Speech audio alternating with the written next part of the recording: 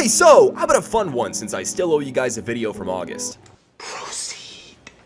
Cool, now let's leave no hogs uncranked and shotgun some brewskis on the lawn, because we're diving into the ethereal incantation of our Ohioan Lord and Savior, Bilmuri. Cause we were just a Midwest sundown cigarette, a hot mess to burn out in the air. Lay my hat on that slowed out window, while you wait too drunk to drive me home. I think by now most of us in this scene have at least heard of Bilmuri. And if you haven't, boy howdy, I'll tell you what, you've been living under the biggest of rocks, I'll tell you what. What began as merely a small creative outlet for former Attack Attack member Johnny Franck has since become one of the most creatively inspiring and prolific bands in the entire scene, with one of the most die-hard fan bases out there, filled to the brim with cranking hogs and memes alike. The only thing I love more than cranking my MFing hog is my wife. I'll never forget seeing Bilmuri live at Cobra Lounge in 2020, just before the old pandemic hit.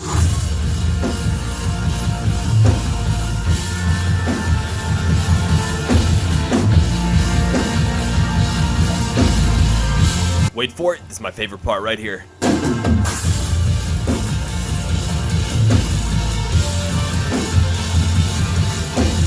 Absolute mayhem, and looking back now at this live video, it's kind of hard for me not to get a little emotional. I mean, forget the fact that the world was about to shut down, this felt like such a special show because it brought together the same weirdos who were into the sounds of the old Attack Attack, just like me. We were left scrambling after they broke up, and now we were all together again. I'd never felt more at home.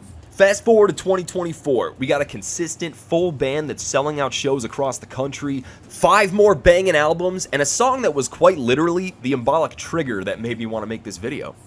Let's go while we're young. There's a lot packed into this one, but I do want to keep it shorter than my usual shtick, so let's simply answer this question. How did Bilmuri come to be one of the most prolific bands in rock music?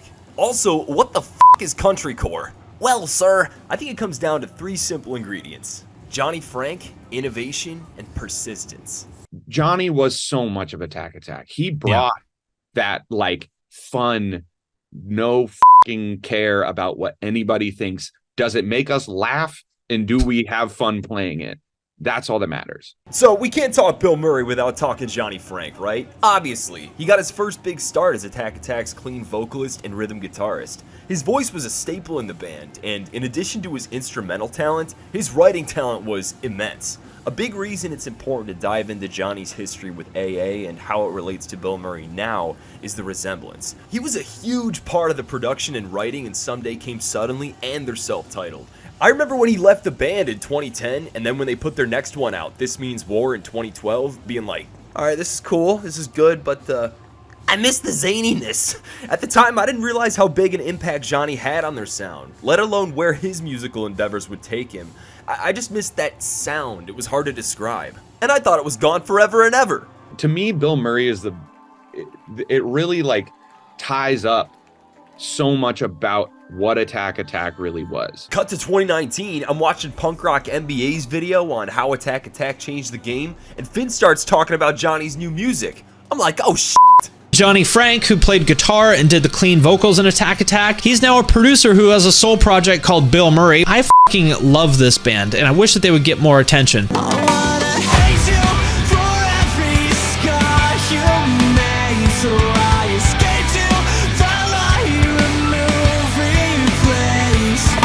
Yeah, to say I got hooked on Bilmuri would be a massive understatement. Literally, it felt like an advanced version of Attack Attack, but also something entirely its own.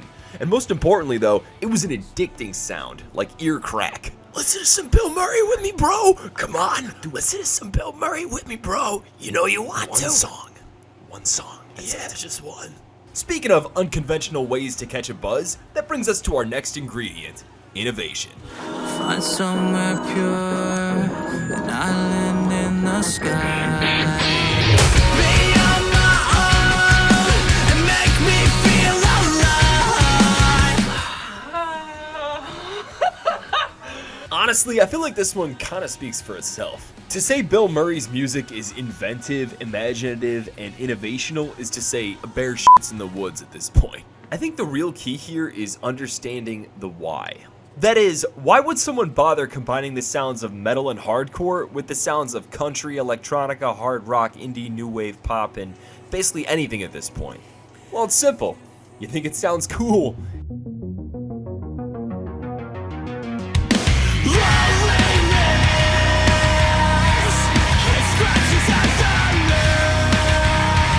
When they ask who hurt you, point the finger at myself, but I think of you. It's in the past. I don't care anymore. I don't care anymore. I don't care anymore. I don't care anymore. Just have fun with it. That's what it's all about. Have fun with those music videos too. I mean, hell, Johnny went absolutely apeshit with the editing in these. I love him so much. But here's the deal. Such innovation is not easy. It's easy to create the same sound over and over again, refining parts here and there so it's sharper the more that you make it, and you'll hear that. You got the power.